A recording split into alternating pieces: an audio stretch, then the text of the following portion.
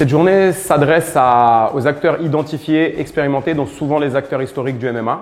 Ceux qui ont eu avant la légalisation du MMA, ceux qui ont eu un rôle important dans son développement. Et du coup, ils nous contactent ou alors nous les avons contactés pour pouvoir devenir évaluateurs de grade. Ils sont répartis dans les différentes régions françaises. Ils permettent aux candidats donc de s'inscrire dans un cursus fédéral, d'être mis au courant aussi des différentes activités organisées par la fédération. C'est aussi l'opportunité d'homogénéiser le niveau national technique.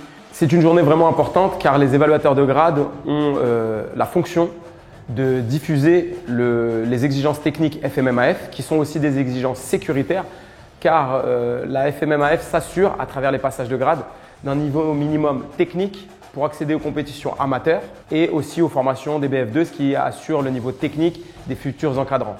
Ces formations sont organisées annuellement sur Paris, en tout cas dans les grandes régions françaises, les régions à forte densité de licences. Nous en avons organisé auparavant à Paris, à Marseille, sur l'île de la Réunion aussi pour créer du développement pour les zones isolées pour qu'elles puissent se développer. La FMMAF propose des grades U18, c'est-à-dire pour les personnes de moins de 18 ans, donc les pratiquants de moins de 18 ans.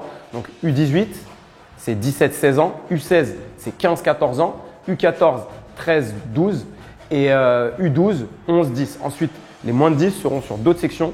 Ce sont des passages de grade juvéniles. Pour l'année 2023-2024, nous commençons le déploiement des passages de grade U18. Cette journée s'articule en deux parties. D'abord une partie théorique le matin et l'après-midi une partie technique, plutôt pratique, logistique, où les évaluateurs de grade, dans la première partie, apprennent la logique de grade, comment et pourquoi les grades ont été créés, les exigences sécuritaires, les exigences de performance, les exigences pédagogiques.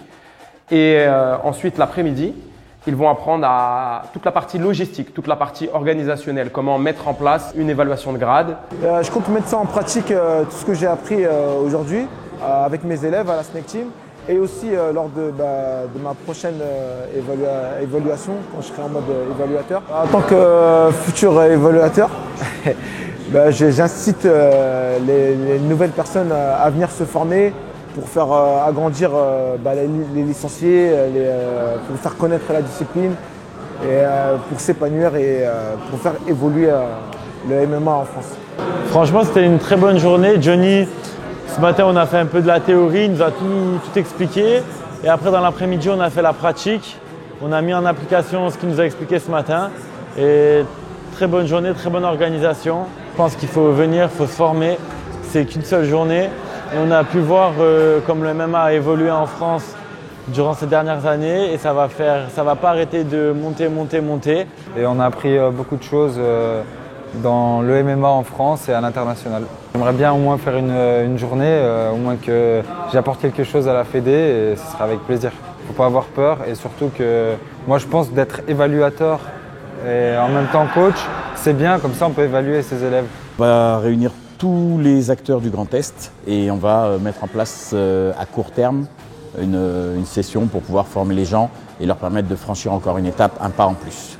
On essaye d'apporter notre pierre à l'édifice, on va dire, pour faire avancer justement la discipline et évidemment la Fédé, en mettant justement à disposition notre salle, notre structure pour cette formation. La journée est bien évidemment très enrichissante, très instructive. Faire un passage de grade, c'est quand même important. Ça permet de se situer, on va dire. Entreprendre de telles initiatives, c'est quand même très important et très constructif pour l'avenir de la fédération.